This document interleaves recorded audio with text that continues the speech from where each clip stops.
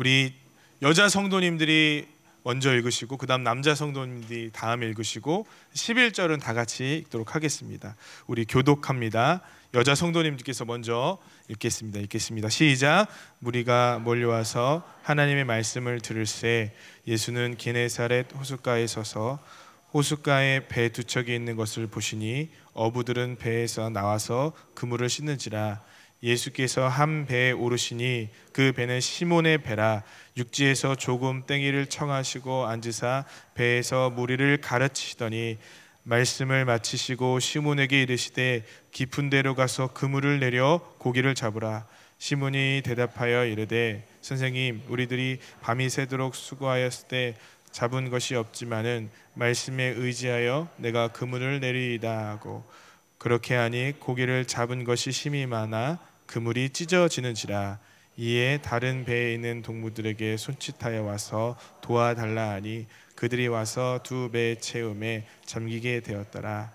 시몬 베드로가 이를 보고 예수의 무릎 아래에 엎드려 이르되 주여, 나를 떠나소서, 나는 죄인이로소이다 하니 이는 자기와 함께 있는 모든 사람이 고기 잡힌 것으로 말미암아 놀라고 세베대의 아들로서 시몬의 동업자인 야고보와 요한도 놀랐습니다. 예수께서 시몬에게 이르시되 무서워하지 말라. 이제 후로는 내가 사람을 취하리라 하시니, 다 같이 보겠습니다. 그들이 모든 것을 버려두고 예수를 따르니라. 아멘. 오늘 이 시간에도 하나님의 큰 은혜가 넘쳐나길 바랍니다. 제가 어제 너무 기분이 좋았습니다.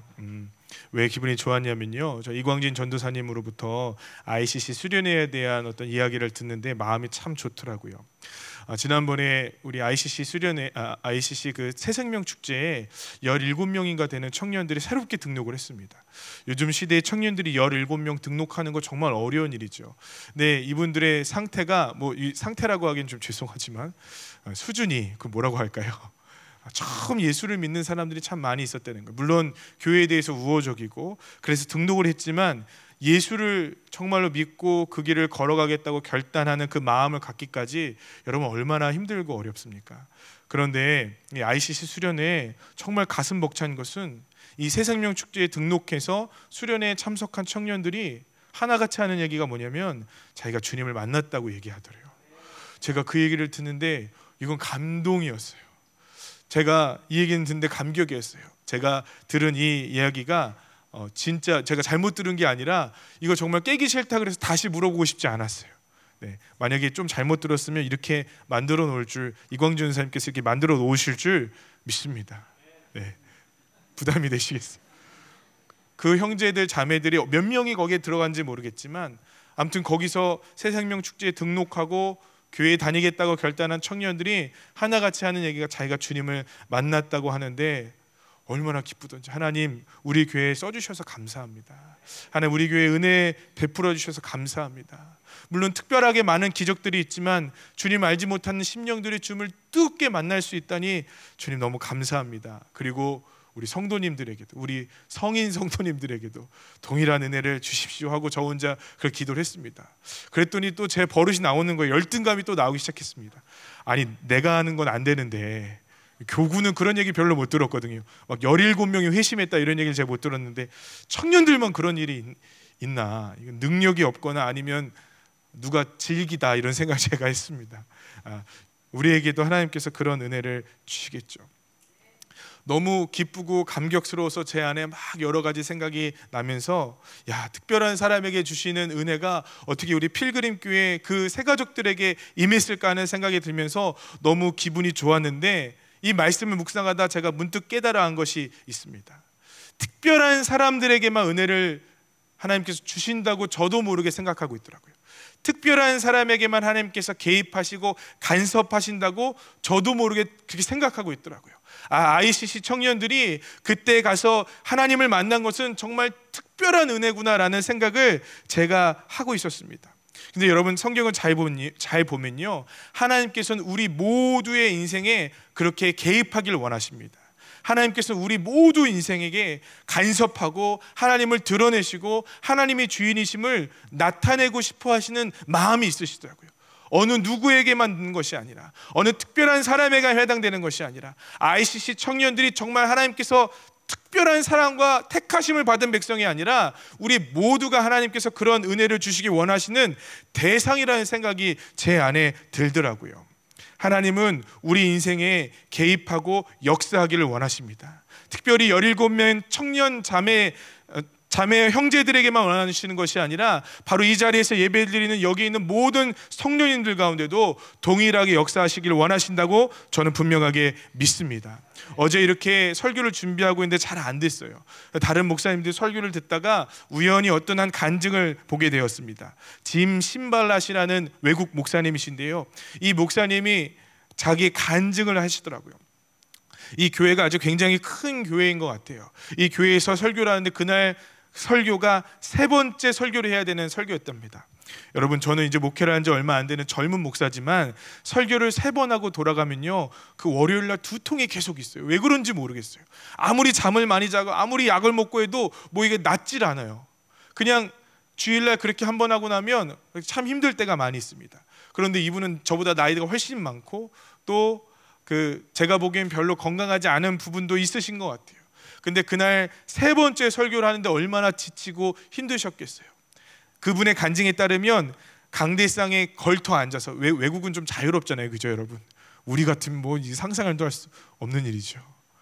걸터 앉아서 넥타이를 살짝 풀고 이게 언제 끝날까, 빨리 끝났으면 좋겠다는 생각을 하고 예배당에 앉아 있으셨대요. 그런데 찬양을 하면서 기도하고 하나님을 경배하기 시작하는데 이 앞에 강대상에서부터 한 4번째, 5번째 줄에 어떤 한 불황자와 눈이 딱 마주치게 됐다는 거예요. 누가 봐도 냄새나는 노숙인이에요. 누가 봐도 예배를 드리러 온 사람이라기보다는 돈을 달라고 구걸하러 온 사람인 것 같아요. 교회에 종종 구걸하러 오는 사람들이 많기 때문에 그 사람이랑 눈이 딱 마주쳤을 때 목사님의 마음에는 순간적으로, 그래, 돈이나 몇 푼 쥐어서 보내줘야겠다라는 생각이 들었대요.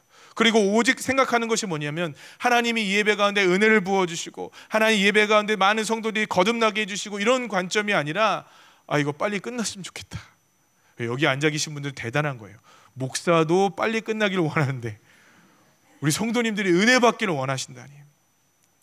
그 목사님이 3번째 예배를 드리는데 넥타이를 풀고 빨리 끝났으면 좋겠다 하고 앉아있는 그때 불황자가 갑자기 목사님 향해서 걸어 나오기 시작하는 거예요. 지갑에서 얼른 돈을 꺼내려고 합니다. 돈을 많이 주면 이 사람들이 술을 마시기 때문에, 그래서 어느 정도 적당한 금액을 줘야 되는지 머릿속으로 계산하기 시작합니다. 그 사람이 왔을 때 한 5피트, 6피트 앞에 딱 섰을 때 그 목사님이 하시는 얘기가 뭐냐면, 냄새가 너무 많이 나는 거예요. 오 냄새, 그렇게 간증을 하시더라고요. 냄새가 너무 많이 나서 이걸 어떻게 할 수가 없더래요. 이 냄새 좀 없었으면 좋겠다. 소변 냄새, 오물 냄새, 길거리 음식 냄새가 섞여서 냄새가 진동을 하는데 사람이 앞에 있는데 그 냄새가 나더래요. 빨리 돈을 줘서 보냈으면 좋겠다. 그리고 이 예배가 빨리 끝났으면 좋겠다라고 생각해서 돈을 $5짜리를 하나 딱 내밀렸더니 가까이 오는 그 불황자가 그 돈을 이렇게 내리더라는 거예요. 그러면서 눈물이 글썽이면서 뭐라고 얘기하냐면, 저는 당신의 돈이 필요 없습니다. 저는 당신이 말하는 예수를 원합니다라고 그러시더래요. 여러분, 근데 이 목사님이 충격을 받은 건 뭐냐면요, 지금 이 안에 예수가 풍성히 있고 하나님의 은혜와 능력 가운데 거해야겠다고 생각하는 그때가 아니라, 나는 지금 지쳤어요. 나는 지금 빨리 쉬고 싶어요. 이 예배가 도대체 나한테 은혜가 안 되어 되는 그 시점에서 그 노숙인이 자기를 향해서 걸어왔는데 $5짜리를 치워버리면서, 나는 당신이 말하고 있는 예수를 믿고 싶습니다. 나를 위해서 좀 기도해 주시겠습니까? 라고 하더래요. 은혜를 잃어버린 목사와 은혜에 갈급해하는 불황자가 껴안고 기도하기 시작했어요. 하나님께서 순식간에 그 냄새들을 없애버려 주셨대요. 그리고 그 은혜가 풍성히 흘러넘치기 시작했습니다. 거두절미하고요, 이 불황자는요 교회에 일하는 직원이 되었고, 함께 추수감사절에 밥을 먹고 선물도 받고 함께 그 길을 걸어가는 신앙의 동역자가 되었대요. 제가 이 간증을 들으면서 왜 이것을 여러분과 함께 나누고 싶었는 줄 아세요? 이 목사님이 그냥 걸터 앉아서 주저앉아 있는데 그때 하나님께서 그 인생을 그냥 두시지 않더라는 거예요. 그 불황자가 술을 먹고 누워 있는데 하나님께서 그 인생을 그냥 너 이렇게 방황한 채 끝나라라고 말씀해 주시지 않더라는 거예요. 하나님께서 그 각각 상황이 다른 그 인생들을 하나님의 은혜 안에 만나게 해주시고 묶으시고 개입하시고 그들의 모든 두 심령을 회복시키는 것을 보고 제가 깜짝 놀랐어요. 목사에게 필요한 은혜가 있었어요. 불황자에게 필요한 은혜가 있었어요. 그 안에 있는 모든 성도들에게 필요한 은혜가 있었어요. 하나님께서는 한 사람도 빠짐없이 그 예배당에 와 예수님을 만나기를 원하는 심령들의 인생에 간섭하시더라는 것입니다. 여러분, 이것이 주님의 마음 아니겠습니까? 오늘 저와 여러분에게 주시는 하나님의 마음이 이거예요. 하나님은요, 어느 특별한 사람에게 은혜 주시기를 원하지 않으십니다. 여기 있는 우리 모두에게 관심이 있으세요. 어떤 분은 주님을 알지 못할 수도 있습니다. 어떤 분은 주님에게 적대적인 마음을 갖고 있을 수도 있습니다. 여러분의 마음이 어떠하든지 그러나 주님은 여러분들에게 관심이 있으세요.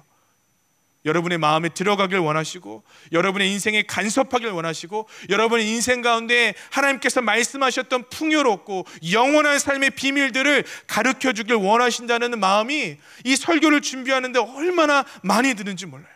주님, 저는 주님 앞에 잘 살지 못했는데요. 주님, 저는 주님 앞에 부끄러운 마음뿐인데요. 주님, 저는 이 땅에서 주님께서 주목할 만한 인생이 아니신데요. 아니에요. 주님께서는 지금 저와 여러분들에게 주목하고 계심을 저는 분명하게 믿습니다. 오늘 본문 말씀을 한번 보십시오. 베드로가 나옵니다. 이 베드로가 예수님을 만나요.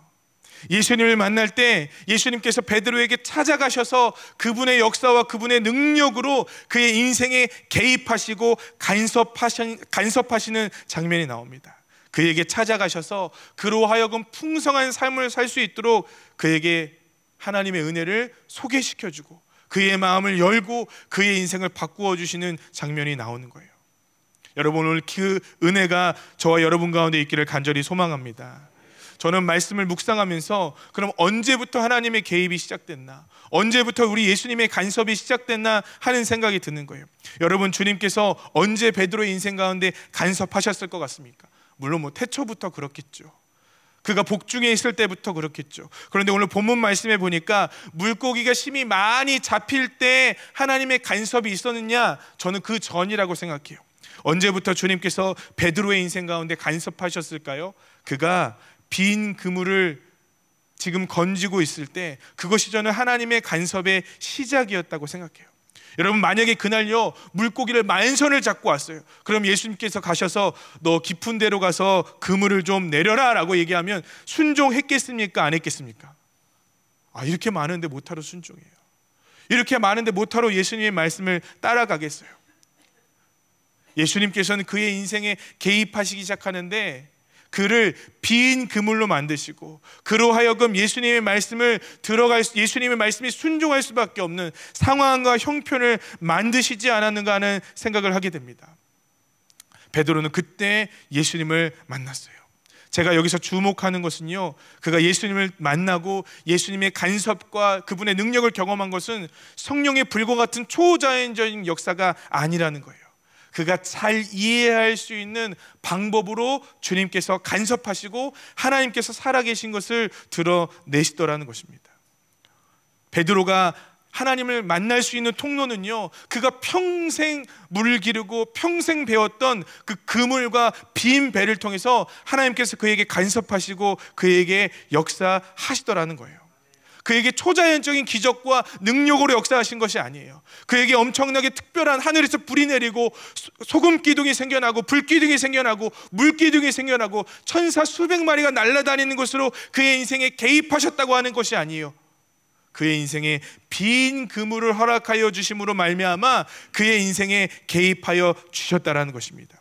여러분, 오늘 우리 주님께서 우리 인생에 어떻게 역사하시고 어떻게 간섭하시고 어떻게 개입하실까요? 목사님, 저는 평생 교회 다녔지만 하나님의 간섭이라는 건 받아본 적이 없습니다.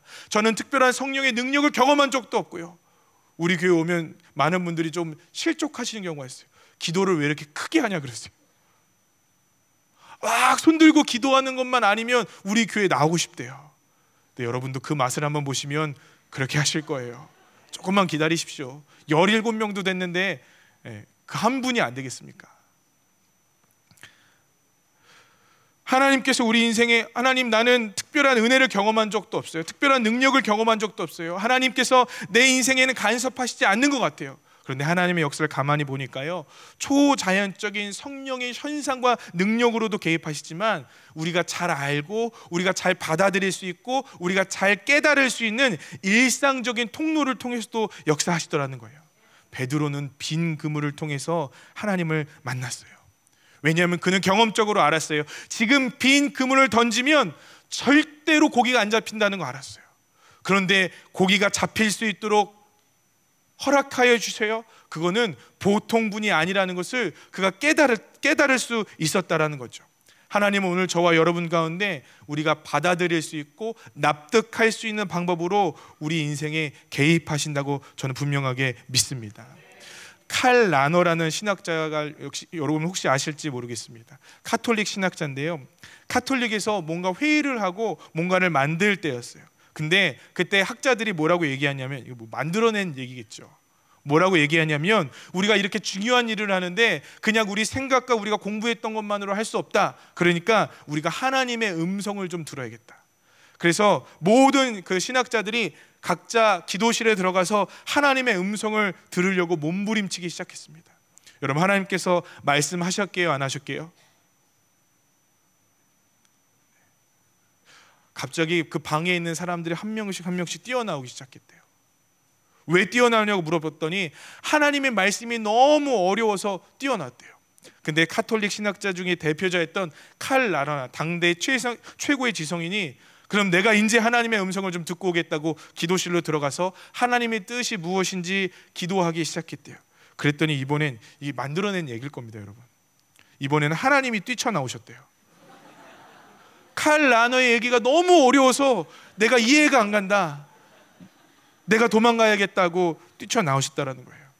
그냥 저희 신학교에서 들은 유머입니다. 그만큼 칼 라너의 책이 어렵대요, 여러분. 하나님도 뛰쳐나오신대요. 제가 왜 이런 말씀을 드리냐면요, 만약에 하나님의 뜻이 우리가 받아들이기 어려울 정도의 수준과 상황이라면요, 아무도 하나님의 은혜 경험하는 사람 없을 거예요. 하나님의 은혜가 우리가 받아들일 수 없는, 우리가 깨달을 수 없는, 우리가 알 수 없는 방법으로 우리 가운데 역사하신다면요, 초음파로 역사하신다든가 저주파로 역사하신다든가 하면요, 우린 절대 알아들을 수가 없을 거예요. 돌고래가 서로 대화를 한대요, 여러분. 들어보셨어요? 못 들어요. 우리는 우리 귀로 들을 수 없는 수의 전파가 막 왔다 갔다 한다는 거예요. 하나님께서 우리에게 오늘 돌고래의 음성으로 저 여러분 가운데 내가 너를 사랑해라고 말씀하셨으면 여기 아마 아무도 못 듣고 그냥 가실 거예요. 돌고래들만 부러워하겠죠. 쟤는 하나님이 사랑하는데 그것도 못 듣고 가. 하나님은요, 우리가 납득할 수 있고 받아들이고 깨달을 수 있는 통도를 사용하여 역사하시는 게, 저는 그게 너무 감사한 거예요. 제가 박보영 목사님 간증을 듣다가 웃었던 것이 한 가지가 있어요. 내가 만난 하나님 간증을 듣는데요, 하나님께서 처음 우리 박보영 목사님을 만나게 하실 때 별의별 기적들을 다 보여주셨대요. 이거 얘기하면 자기 이단이 될 것 같아서 자기는 절대 얘기 안 한대요. 그럼 너무 궁금하잖아요. 가서 하나씩 물어봐요. 뭐였어요, 목사님? 우리가 이 정도 관계가 됐는데 그래도 한두 개는 좀 얘기해 주셔야 되지 않겠습니까? 목사님, 만약에 제가 목사님으로 책을 쓰면 그 권한은 저한테 있습니다. 제가 오케이라 그랬어요. 목사님이 저한테 권한을 주셨대요. 근데 대신 목사님 돌아가시면 책 쓰라 그러시더라고요. 또 목사님 또 장수 집안이세요. 이게 언제 될지 제가 기약 없는 기다림을 갖고 있습니다. 그런데 간증을 듣다가 참 재미난 장면이 나와요. 하나님께서 별의별 기적들을 다 보여주셨는데 믿어지지가 않더래요. 제가 막 웃었어요. 아니, 그 정도쯤이면 야, 진짜 저분도 어지간한 분인가 보다, 야, 신천지보다 더 하신 분이구나, 저렇게 생각하는 거예요. 아니, 그런 기적들을 보여주시는데 어떻게 못 믿을까? 저 같으면 당장 주님 믿고 저 주님 이 길 걸어가겠습니다 하는데, 이분은 만에 하나 천에 하나 초능력이라도 있으면 그렇게 될 수 있지 않을까 하고 절대 예수님 안 믿으셨대요. 근데 그분이 예수를 믿게 된 결정적인 사건이 뭔지 아세요? 그분에게 심장병이 있으셨어요. 이 심장병은요, 의사인 본인이 느끼시기에는 절대로 치유가 안 되는 거였어요.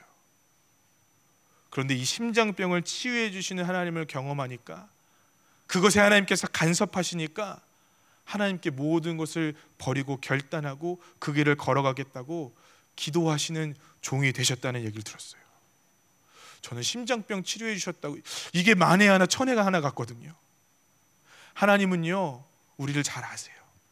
그래서 우리 인생 가운데 우리가 알아들을 수 있는 다양한 통로들을 통하여 우리 인생 가운데 간섭하신다라는 거예요. 여러분, 그 주님을 여러분 만나셨습니까? 그 주님을 발견하셨습니까?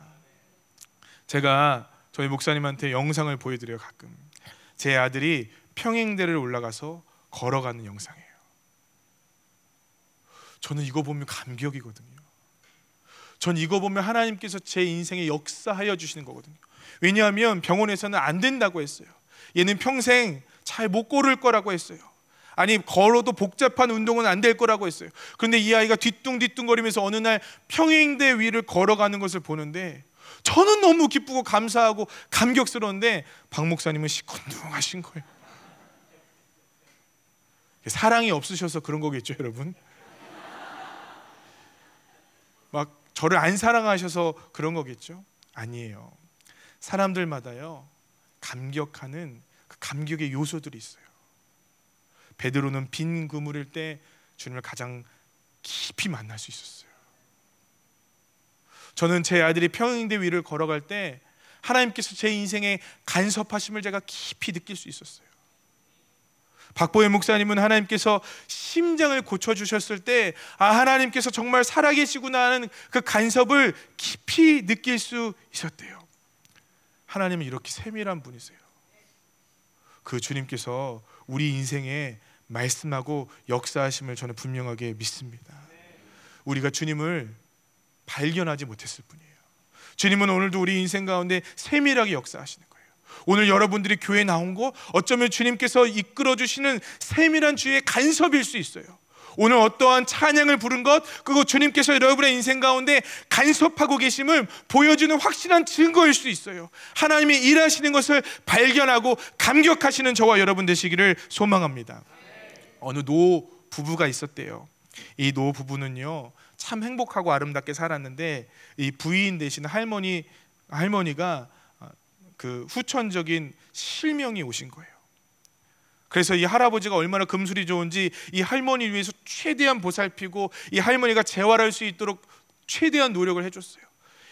막대기를 짚는 법도 알려주고요, 길 가는 것도 알려주고요, 길이 익숙하도록 혼자서 생활할 수 있도록 최대한의 노력을 다해서 늘 함께 동행하며 살았대요. 그리고 어느 시점이 된 다음에 이렇게 얘기했답니다. 이제부터 이제 당신 따라가지 않을 거야. 혼자 살아갈 수 있는 방법을 좀 터득해 봤으면 좋겠어. 나는 이제 당신 따라가지 않을 거야. 나는 이제 당신 더 이상 가르쳐주지 않을 거야. 혼자 이 길을 걸어가 봐. 혼자 한번 생활해 봐. 얼마나 서운하겠어요, 여러분. 할머니가 이놈의 영감탱이가 도대체 망령이 났나, 왜 그러지 나한테 하는 생각이 들었지만 본인도 혼자 살아야 되기 때문에 무슨 일이 발생할지 모르잖아요. 그래서 혼자 길을 걸어가고 혼자 생활하고 혼자 차를 타보기도 하고 혼자의 생활을 하기 시작했습니다. 근데 정말로 남편이 안 도와주는 거예요. 말은 그렇게 하고 도와줄 줄 알았는데 정말로 안 도와주는 거예요. 어느 날은 가다가 넘어지기도 하고요, 어느 날은 가다가 어디 벽에 부딪히기도 했고, 어느 날은 버스를 놓쳐버리기도 했습니다. 어디 횡단보도를 건너가고 있을 때쯤 어느 한 노인이 그 시력을 잃은 할머니에게 얘기합니다. 당신들은 참 좋은 부부인 것 같습니다. 그렇게 얘기를 하는 거예요. 무슨 말입니까? 저는 혼자 여기까지 지금 부딪히기도 하고 넘어지기도 하고 이렇게 생활하고 있는데 무슨 내가 좋은 부부라고 얘기하는 겁니까? 그랬더니 이 우연히 길에서 만난 행인이 하는 말이 뭐냐면, 아니에요.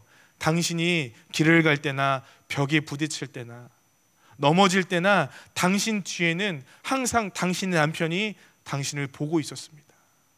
당신들은 참 좋은 부부이군요 라고 얘기를 해주더란 얘기를 제가 글로 본 적이 있습니다. 그 얘기를 들었을 때 여러분, 그 할머니가 얼마나 감격스러웠을까요? 혼자인 줄 알았는데, 나는 아무것도 아닌 줄 알았는데 늘 나의 뒤에서 내가 어려움 당할까봐, 내가 힘들까봐, 내가 큰 사고를 당할까봐 나를 보고 있는 자기 남편이 있었더라는 거예요. 그 전에 동일하게 생활을 했지만 남편이 없다고 생각할 때 서운하고 힘든 마음이 있었어요. 그러나 남편이 있다라는 생각이 들었을 때 얼마나 감격스러웠을까요? 저는 신앙생활은요, 이렇게 우리 뒤에 우리 인생에 보이지 않게 간섭하시는 주님을 발견하는 거라고 생각합니다. 어떨 땐 하나님께 엄청나게 서운해요. 하나님, 왜 내 인생은 이렇게 두세요? 하나님, 왜 내 인생을 이렇게 어렵게 하시나요? 왜 내 인생을 이렇게 힘들고 외롭고 고독하게 하시나요? 왜 나를 혼자 두시나요? 그러나 우리가 영적인 눈이 띄어지면 아마도 주님께 감격하여 펑펑 울 것은, 우리 주님께서 보이지 않지만, 우리가 느낄 수 없지만 우리 인생 가운데 간섭하시고 개입하셨기 때문 아니겠습니까? 여러분, 예배 가운데 하나님의 그 간섭과 계획을 발견할 수 있게 되기를 간절히 소망합니다. 그래서 감동할 수 있었으면 좋겠어요. 그걸 구원의 감격이라고 얘기하지 않겠습니까? 주님께서 나를 여기까지 이끄셨구나. 우리 주님께서 나에게 이런 방법들로 역사하시고 말씀하셨구나. 초자연적인 기적은 아니지만 일상생활을 통하여 늘 나에게 역사하시는 주님이셨구나. 우리가 발견할 수 있다면 얼마나 좋겠습니까? 하나님께서 이렇게 우리 인생에 간섭하고 개입하시는 이유가 뭘까요? 우리 감동 주시려고 그렇게 했죠, 여러분. 우리 기쁘게 해주시려고. 짜자자 기쁘지?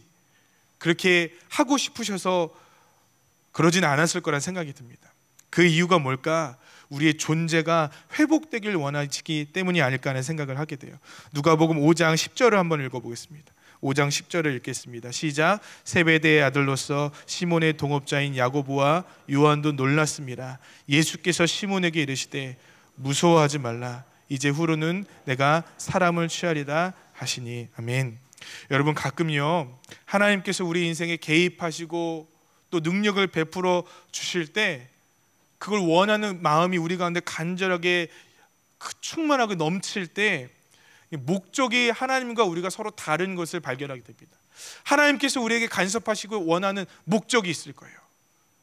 또 우리가 하나님께서 우리 인생에 좀 간섭하셨으면 좋겠다라고 생각하는 목적이 있을 거예요. 그런데 그 목적이 같아야 올바른 신앙생활입니다. 그런데 그 목적이 다르면요, 하나님의 은혜가 깊이 느껴지지 않을 때가 있습니다. 여러분, 베드로에게 주님께서 역사하십니다. 깊은 데로 가서 그물을 던져라. 왜 주님께서 깊은 데로 가서 그물을 던지라고 했을까요? 우리는 8절과 9절을 봐요. 시몬 베드로가 이를 보고 7절을 봅니다. 이에 다른 배에 있는 동무들에게 손짓하여 와서 도와달라 하니 그들이 와서 두 배의 체험에 잠기게 되었더라. 그래, 이거구나. 주님께서 이 인생에 간섭하신 이유는 뭐냐면 빈 배를 물고기로 가득 채워주시기 원하시는 주님의 마음 때문이구나. 할렐루야. 주님께서 빈 배에 고기들을 가득 채워주시는 것이 주님의 목적이구나 하고, 물론 이것도 아멘이지만 우리가 오해할 때가 있어요. 이것만으로 끝나버리면요, 저는 너무 행복할 것 같습니다.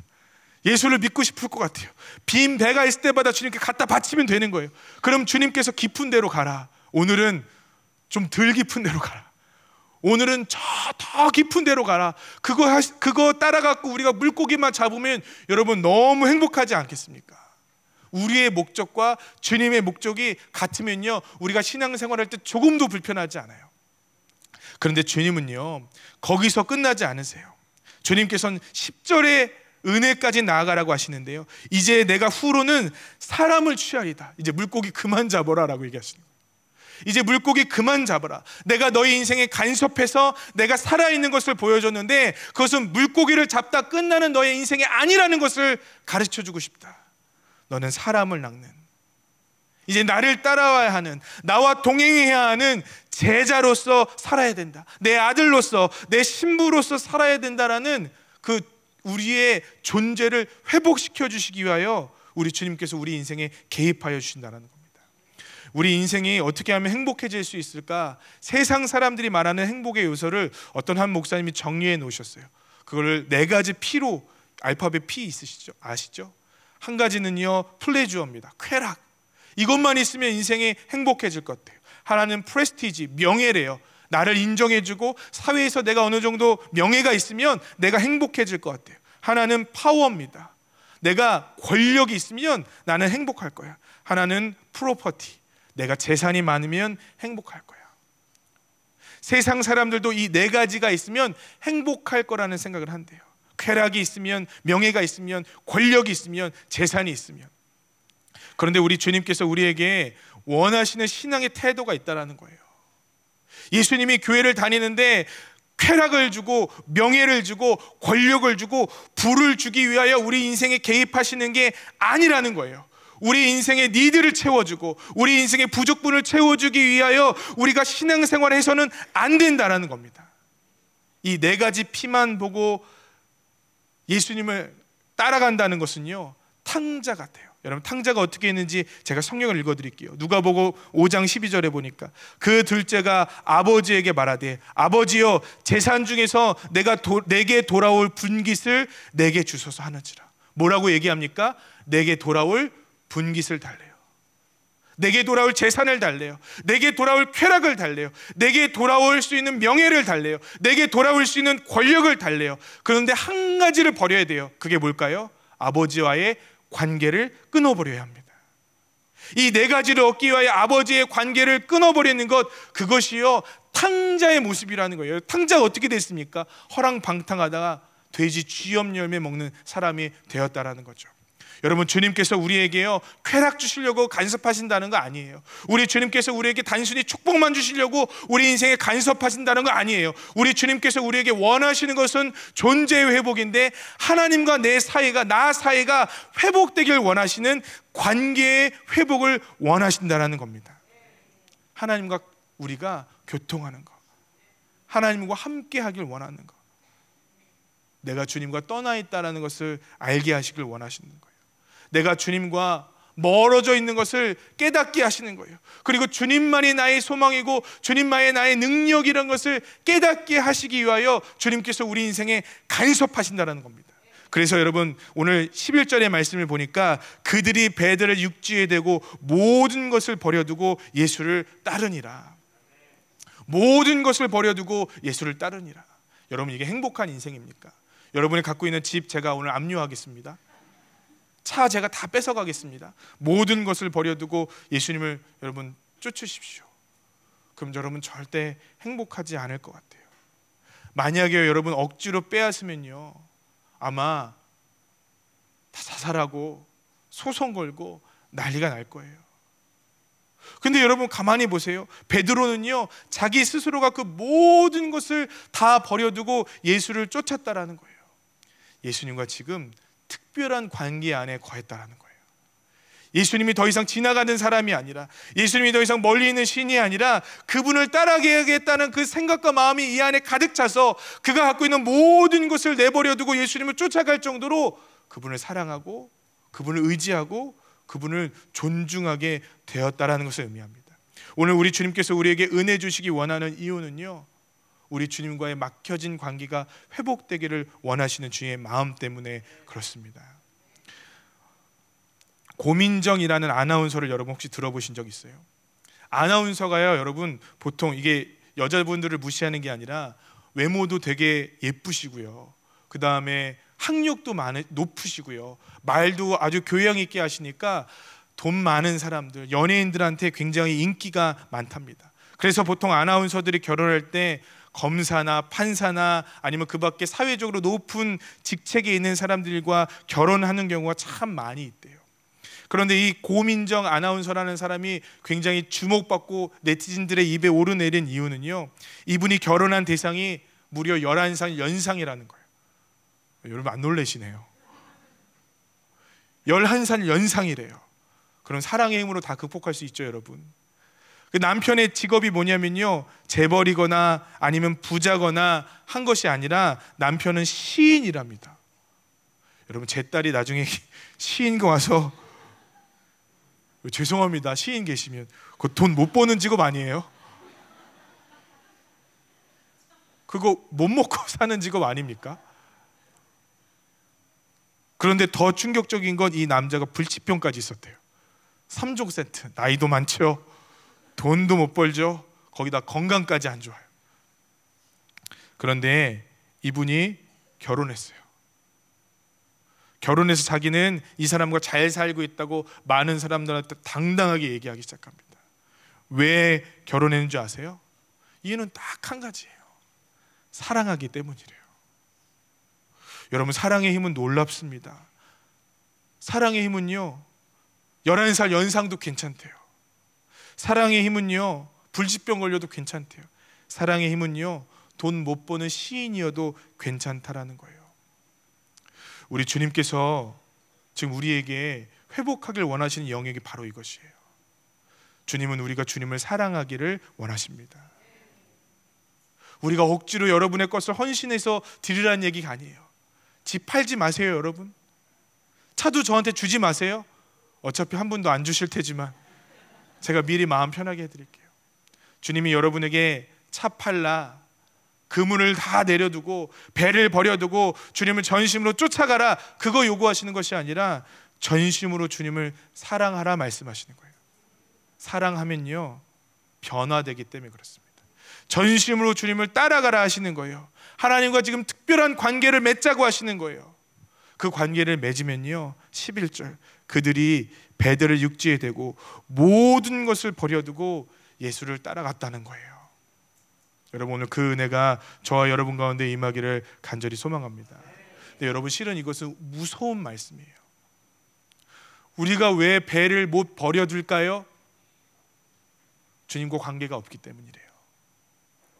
우리가 왜 그물을 버려두지 못할까요? 우리가 주님을 사랑하지 않기 때문이라는 거예요. 우리가 왜 결단하고 헌신하지 못할까요? 주님이 나에게 특별한 분이 아니기 때문이에요. 저는 이 말씀을 묵상하면서 과연 주님은 나에게 어떤 분인가 하는 생각이 들었어요. 나는 주님을 과연 어떻게 대하고 있는가? 여러분, 움직이지 않는 것은 관계 맺은 것이 아니에요. 움직이지 않는 것은 사랑하는 것이 아니에요. 움직이지 않는 것은 여러분, 특별한 하나님과 관계를 맺는 것이 아니에요. 존재가 회복된 것이 아니에요. 오직 존재가 회복되고 사랑하고 그분에게 생명을 드리겠다고 결단한 사람들만 모든 것을 버리고 쫓아갈 수 있다는 것을 발견하게 됐어요. 여러분, 주님을 얼마나 사랑하십니까? 얼마나 움직이셨고, 얼마나 결단하셨고, 얼마나 주님을 따라가기로 몸부림치셨습니까?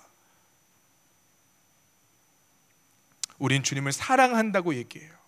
우린 주님을 따라가는 특별한 존재지라고 생각해요. 주님께서 여러분의 인생에 특별하게 개입하셔서 여러분의 기도를 들어주시고 여러분의 마음을 달래주시고 여러분을 나의 백성, 나의 자녀, 나의 사랑하는 사람이라고 말씀해 주신다고 우리 스스로는 생각할지 몰라요. 그러나 우리가 움직이지 않았다면, 우리가 모든 것을 버려두고 쫓아가 본 적이 없다면 우리가 다시 한번 생각해 봐야 한다는 거예요. 무서운 마음으로 베드로는 주님을 따라갈 수밖에 없었어요. 주님께서 버려라 말씀하지 않으셨어요. 내려놔라 말씀하지 않으셨어요. 오직 한마디 하셨어요. 나를 따라와라. 주님께서 우리에게 말씀하시는 거예요. 나를 따라와라. 나를 따라가면요, 버려야 될 것이 있네요. 포기하고 헌신해야 될 것이 있네요. 그런데 포기하고 헌신하고 내려놓는 것이 없어요. 그러면 우리의 신앙과 믿음이 뭔가 착각하고 있다라는 생각을 제가 하게 됩니다. 마지막으로요, 제가 이 말씀을 묵상하는데 이 말씀은 딱 한 번의 사건이 아니라는 생각이 드는 거예요. 자꾸 반복되어지는 어떤 이야기 같은 거예요. 사사기의 말씀이 떠올랐어요. 사사기 3장 7절에 보니까 이스라엘 자손이 여호와의 목전에 악을 행하여, 9절에 보니까 이스라엘 자손이 여호와께 부르짖으매, 12절에 보니까 이스라엘 자손이 또 여호와의 목전에 악을 행하니라, 15절에 보니까 이스라엘 자손이 여호와께 부르짖으매. 악을 행하고 부르짖고 악을 행하고 부르짖고 악을 행하고 부르짖는 그 역사가 사사기, 아니 이스라엘 백성들, 아니 온 인류의 역사 아닙니까? 제가 말씀을 묵상하는데요, 자꾸 제 안에 어떤 생각이 드냐면요, 비록 베드로가 배와 그물을 버리고 모든 것을 버리고 예수님을 쫓아갔지만 예수님을 쫓아가다 보면 다시 앞에 배와 그물이 있을 때가 있었어요. 배와 그물을 벗어 던지고 예수님을 쫓아간다고 했는데 살다 보니까 또 앞에 다시 자기가 생각하는 세상적인 것들을 붙잡고 살아갈 때가 있었더라고요. 누가복음 22장 54절입니다. 예수님을 베드로가 어떻게 하냐면 멀찍이 따라가요. 예수님을 따라가는데 그냥 따라가지 않고 멀찍이 따라갑니다. 그 다음에 예수님과 베드로 사이에 그 벌어진 거리감 위에 55절에 보니까 사람들이 뜰 가운데 불을 피우고 함께 앉았는지라 베드로도 그 가운데에 앉았더니.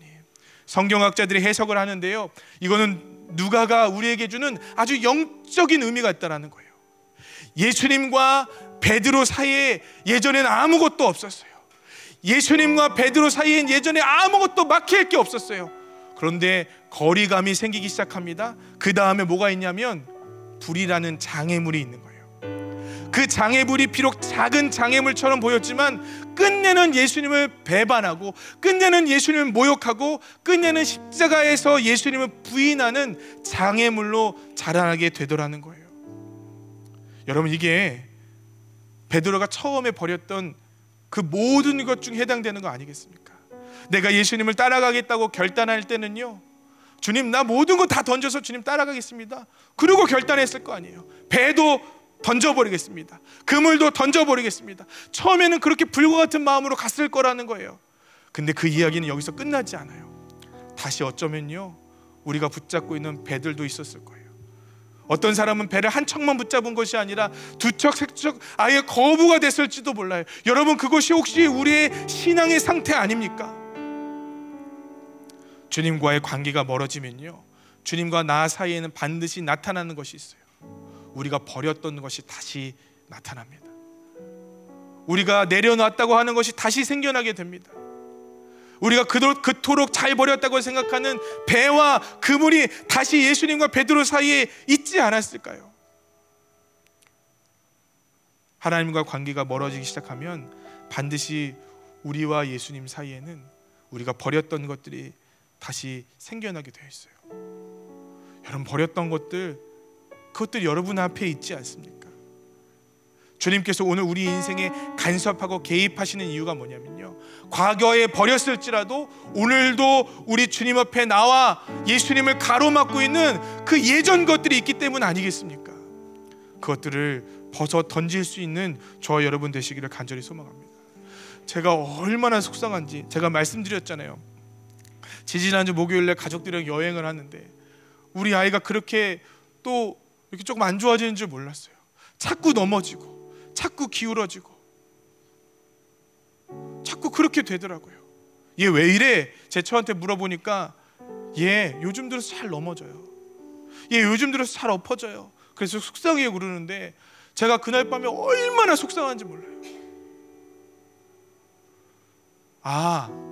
그때 제가 발견하게 되었어요.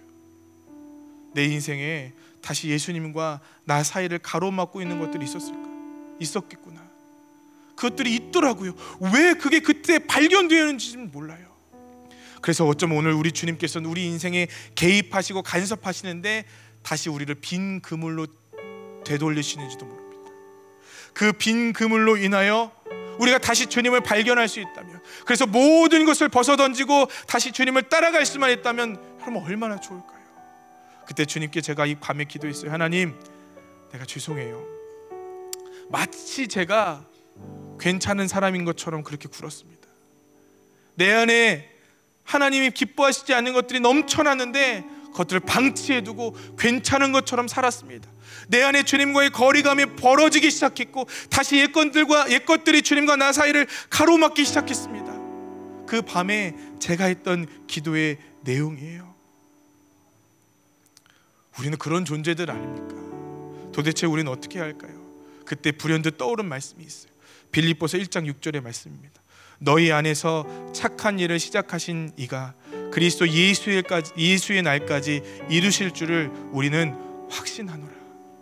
제 안에 다시 용기가 나고 제 안에 다시 기쁨이 샘솟는 이유는 딱 한 가지예요. 맞아요 여러분, 제 앞에는요 예전에 버려놓았던 것들이 있는 것 같아요. 맞아요 여러분, 제 앞에는 예전에 내가 내려놨다고 하는 것들이 있는 것 같아요. 그런데 제가 다시 한번 주님을 붙잡을 수 있는 것은 내 안에 그 길을 걸어갈 수 있도록, 배와 그물을 버려줄 수 있도록 나에게 은혜 베풀어 주시고 힘 주시고 용기 베풀어 주신 것은 내 스스로의 것이 아니에요. 내 안에 착한 일을 시작하신 그리스도의 능력이기 때문에 그래요. 그 능력이요, 그 신실하신 하나님이요 예수의 날까지 이루실 거라는 것을 사도 바울은 분명히 믿고 고백했습니다. 사도 바울도 자기 앞에 그것들이 있었던 것 같아요. 버려놓았던 것들. 사도 바울 막 싸웠잖아요. 나는 이렇게 결단했는데 그 길을 걸어가지 못하는 것들이 분명히 있었을 것 같아요. 그런데 그가 믿고 신뢰했던 것은 그리스도 예수의 날까지 이루시는 하나님의 견인의 능력과 신실하신 하나님의 성품을 의지하고 끝까지 그 길을 걸어갔다라는 것입니다. 오늘 저는요, 이 주님을 사랑하고 이 주님을 찬양합니다. 왜냐하면요, 내 앞에 예전에 버려놓아뒀던 것들이 쌓이기 시작하면 우리 주님은 너무 감사하게도 제 인생을 다시 빈 그물로 만들어 놓으시는 거예요. 너무 감사하게도 제 인생을 다시 빈 배로 만들어 놓으시는 거예요. 여러분, 얼마나 큰 은혜입니까? 얼마나 큰 능력입니까? 다시 그 모든 것들을 버리고 주님을 쫓아갈 수 있는 힘과 능력을, 착한 일을 시작하신 그분께서 그리스도 예수의 날까지 우리에게 날마다 공급해 주신다는데 그것이 얼마나 큰 감사와 기쁨입니까? 그 주님을 오늘도 의지하고 찬양합니다. 이제 말씀을 정리하겠습니다. 여러분과 예수님 사이에는 막혀진 것들이 없습니까? 여러분과 예수님 사이에는요, 예수님을 떠났던 것들이 없으십니까? 우리 주님께서 그것을 지금 지적하시는 것입니다. 듣지 않으시면 때로는 우리가 알아줄 수 있는 얘기를 하십니다. 우리 인생을 흔들어 놓으실 때도 있습니다. 우리 인생을 빈 그물로 만들어 놓을 때도 있습니다. 다시 우리 인생을 밑바닥으로 내려 꽂으실 때도 있습니다. 그러나 저는 주님의 간섭이 있는 인생이 행복한 인생이라고 생각해요. 주님의 간섭이 있는 인생이 주의 자녀의 인생이라고 생각해요. 내 자녀를 간섭하지 않는 부모는 없어요. 내가 주님의 자녀라면 이 시간 기도하셔야 돼요. 주님, 내 인생 가운데 간섭하여 주시옵소서. 주님, 평생 내가 주님을 떠나지 않도록 은혜의 쇠사슬로 나를 묶어 주시옵소서. 내 인생이 주님과 멀어졌다면 주님, 나를 흔들어서 깨워 주시옵소서. 어디로 가고 계십니까, 여러분? 어떻게 신앙생활하고 계십니까? 예전과 동일하게 신앙생활하고 있으시다면 우리 필그림교회 문 닫아야 돼요. 예전과 동일하게 신앙생활한다면 우리 예배 드릴 필요 없어요. 우리 주님이 살아계시면, 우리 주님이 간섭하셔서 이제는 좁은 길로 걸어가는, 주님만을 따라가는 그 인생들이 되시기를 간절히 소망합니다. 저도 그 길 걸어가고 싶습니다. 그거 진심이에요. 저도 정말로 옛길로 돌아가고 싶지 않아요. 우리 주님을 의지하면서 이 시간 찬양하고 한번 기도했으면 좋겠습니다. 우리 찬양하겠습니다. 주님만 따라가겠습니다.